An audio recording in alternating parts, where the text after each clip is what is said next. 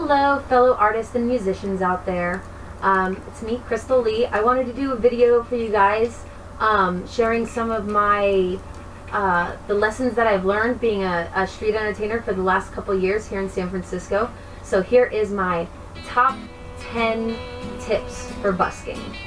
10 is have a checklist. It sounds dumb and it doesn't seem very important, but there's absolutely nothing worse than getting to your performance space and realizing that you left something that's super important for your show behind, or even something that isn't important. You don't want to show up and not have everything that you need. I've actually showed up and I didn't even have my microphone with me. So having a checklist just fixes that problem. Number 9 is be mobile. Sometimes it's because of the weather, sometimes it's because of other entertainers, sometimes it's because of the police.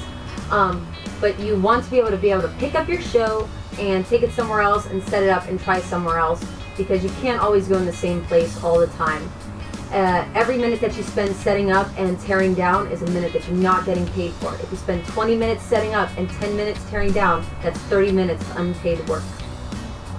8, play for time, not money. If you go out until you make $50, you're only going to make $50 every time.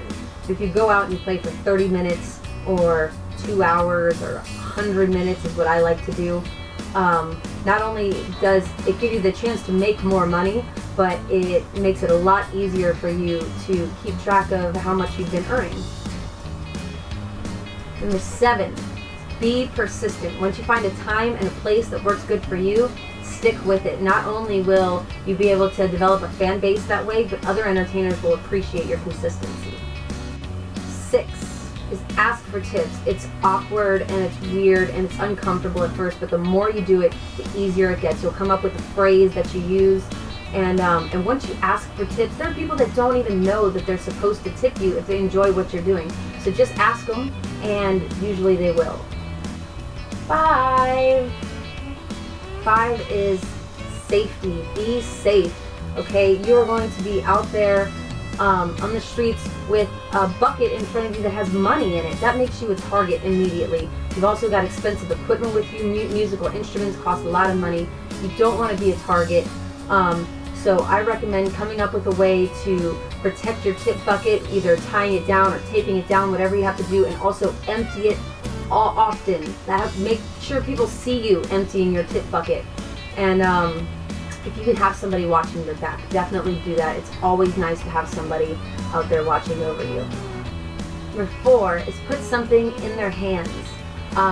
Whether you're selling CDs or if you have something free that you can give away, like a bunch of seashells that you found or something like that, putting something in their hands, they almost always give something back. Even if you tell them it's for free, they quite often want to pay for it. 3 is alcohol, and it's not for you, it's for them. Set up close to alcohol, people are more likely to tip, they're more likely to tip big. It's just common sense. Number 2 is know the law. Do some research before you go out and know the laws around where you're going to be performing. There are some places that are very pro-busker, and there are some places that don't allow it at all. And you're going to want to know whether you need to defend your right to perform or just pack it up and go.